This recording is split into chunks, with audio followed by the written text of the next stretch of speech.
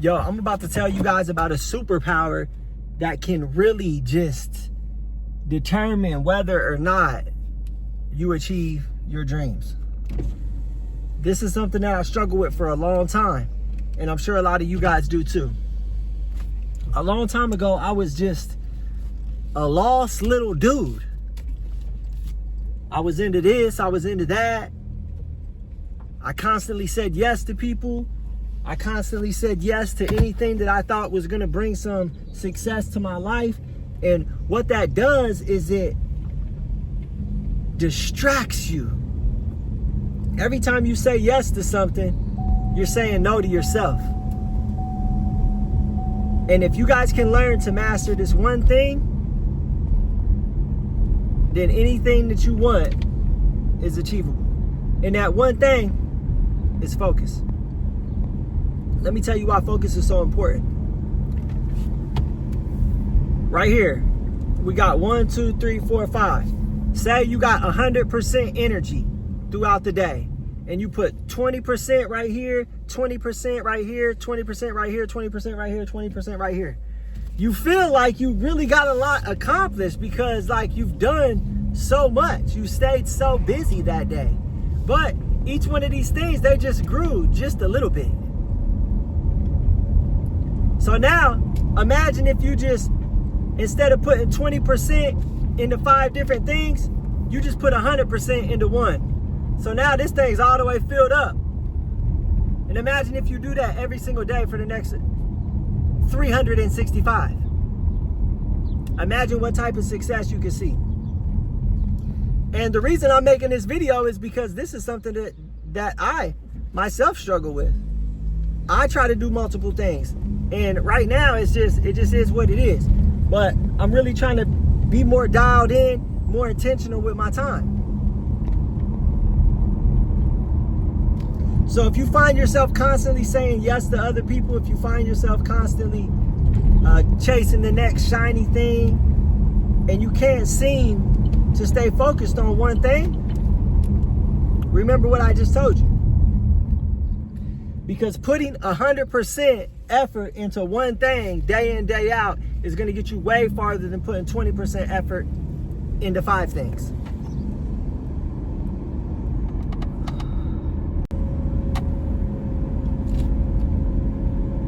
My last video talked about leveling up is lonely. And that couldn't be closer to the truth. Because if you're going to really stay focused all the way and lock in all the way, you're not going to have time to say yes to all your friends. You're not going to have time to say yes to family members. You're not going to have time to go to all the cookouts this summer. You ain't going to have time to go on all them fishing trips. Because every time you say yes to something like that, you're saying no to your goals. You're saying no to your future. Yes, I believe it is important to have balance and to be able to not only chase your dreams and chase your goals, but also be able to have fun with your friends and family. But you got to have some balance. You can't just drop everything you got going on every time somebody says that they're having a little cookout, or every time the bros are watching the game or something. You really got to be diligent with your time. You really got to be intentional with your days. Because the majority of us work a 9 to 5. So we really don't have much time when we get off. It's like you either got to choose. Are you just going to chill and be comfortable when you get off? Or are you going to use that time to try to build a future that could one day replace your 9 to 5? Because honestly, that's my hope. And that's my dream for all of you guys. Is to be able to build something one day that replaces your 9 to 5. I don't want y'all having to go into work and clock in for the rest of your life just to get a little retirement when you're 65. Now, there ain't nothing wrong with a 65 retirement. My dad, he retired at 65, and he's been, wait, 65? Nah, he retired at 55, I think, or 58, and he's been chilling. Like, he's been living a good life. He retired after 30 years. So I think he retired when he was like 55 or something like that, 58. But yeah, he's been chilling. He don't got to do nothing. He could just kick it and collect his pension. So there ain't nothing wrong with that at all. But I do wish more for everybody here. Like, that's not what I want for y'all. I don't want y'all to have to work till you're 65. I want you to be able to retire at 45. I want you to be able to retire at 35. So, let's go ahead and dive into some things that you guys can do to stay locked in, to stay all the way focused. So right now I'm doing like a new venture or whatever. See, here I am doing a new venture. And I'm really trying to lock in. I'm really trying to lock in and dedicate a certain amount of time every morning. So I told myself, okay, let's do it. Every morning from 5:30 to 9:30, that's 4 hours of focused work towards what you're trying to accomplish. I have a set time every morning where I know I got to sit down and do this focused work.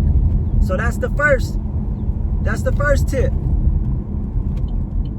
Come up with a set time to where you know you're going to be sitting down doing this work no matter what. Preferably a 4-hour block. They say them 4-hour blocks is the best blocks. When I do my 4-hour block of focused work, I am only focused on that one thing. I'm not bouncing back and forth between this and that. I'm not trying to do a little bit of crockpot cartel work, then trying to do a little bit of this work. I'm just locked all the way in, focused on that one thing from 5:30 to 9:30. That's tip number 2. Tip number 3, when you sit down to do your focused work, put your cell phone in a different room.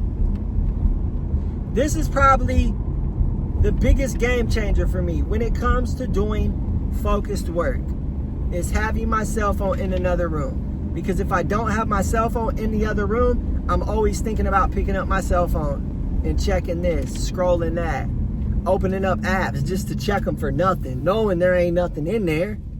I do it all the time. I just can't help it. I'm addicted. A lot of us are, but that's okay.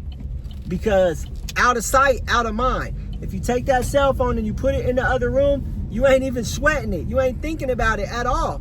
And then when you go on your little break, you can go upstairs and check your cell phone, make sure nobody called you, make sure it ain't no emergencies.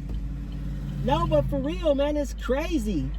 Because like, if I got my phone on me, I'll literally scroll for like, I'll be like, let me check this real quick. And next thing you know, I scrolled for like 18 minutes. Just bouncing back and forth between apps. I'm checking them again a second time before I put it down. Like, what the fudge?